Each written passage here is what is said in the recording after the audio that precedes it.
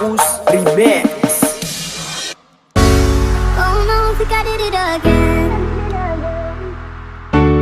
And it kills me to see you like this, like this.